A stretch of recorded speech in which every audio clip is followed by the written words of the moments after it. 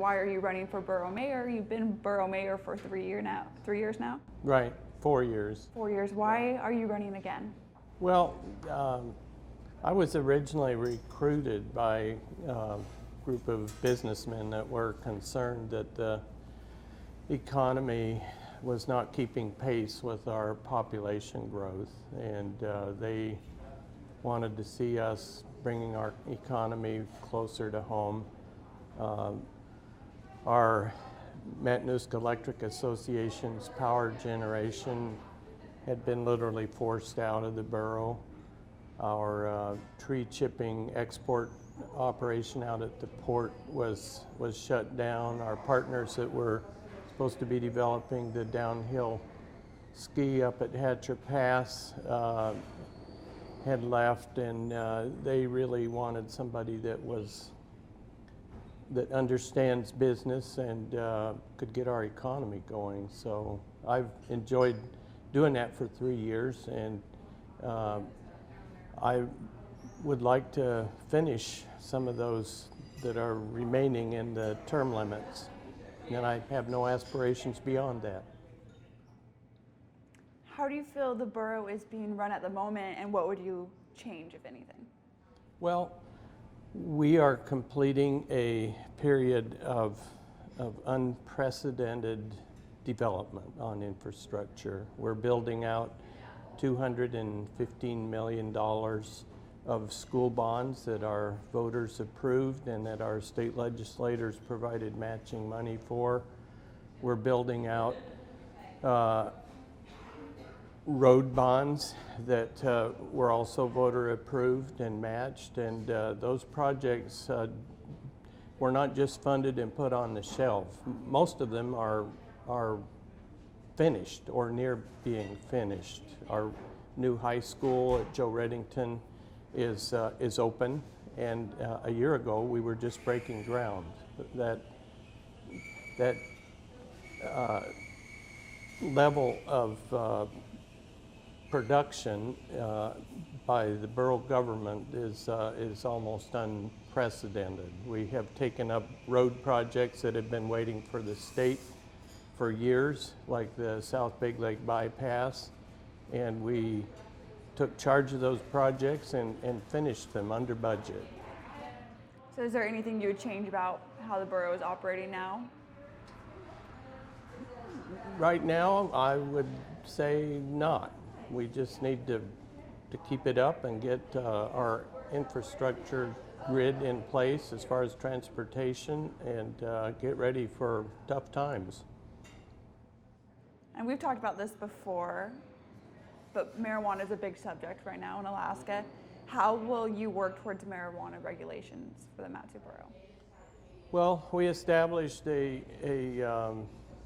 marijuana advisory committee. We call it the Big Mac. And they are forwarding recommendations to us that will deal with the rollout of commercial marijuana. But I strongly believe that step one in the process is to go back to the voters. And I am the only elected official that I know in this borough that was willing to put a target on my back and put that on the ballot. My assembly refused to do it at the assembly table, so voter initiatives are in place. The city of Palmer has it on the ballot. The city of Houston has it on the ballot. Yesterday, the borough initiative was turned in with enough signatures. That'll be on next year's ballot, and Wasilla is in the process. So I've strongly believe that we should exercise the local option to make sure that's what the people of the borough want before we get rolled over. We know the MatSu Borough is one of the fastest, if not the fastest growing area in Alaska. What do you think needs to be done to address this in the future? Well, we have invited a lot of that because of our low level of regulation and permitting that's required for a young family to get started. And it's true, we are the fastest growing place in the state and one of the fastest in the United States. This little sub post office out at Settlers Bay that got shut down over the weekend is serving what would be the 5th largest city in the state if it was incorporated. There's that much density that it would be right behind the city of Wasilla population-wise. So we are growing, but we've got a lot of room to grow. We're the size of West Virginia or Scotland or Ireland. Is there anything specific you can think of that needs to be done or action taken to address how fast it's growing here?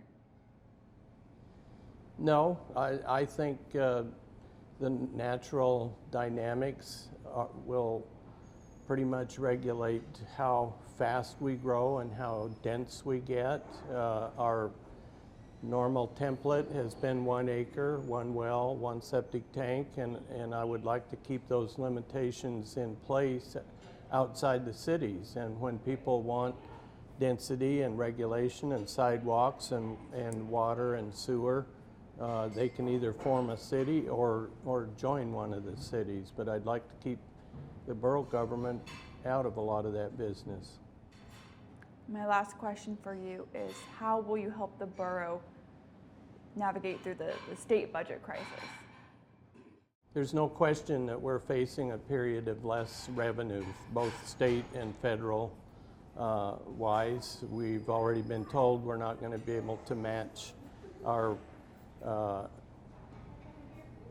new schools in the future. We'll probably not be matching money for roads.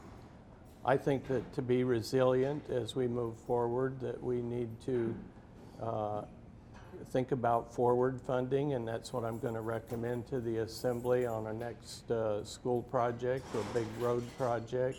We'll take it to the voters, and instead of selling debt, we will identify a percentage of a mill rate that'll be dedicated towards that project and which will sunset and go away when that project is done. The city of Wasilla did that with the Menard Sports Center. They're doing it right now with their library, and I think that is going to make us a lot more resilient. We pay right now enough interest on bonded indebtedness to build a new school every year.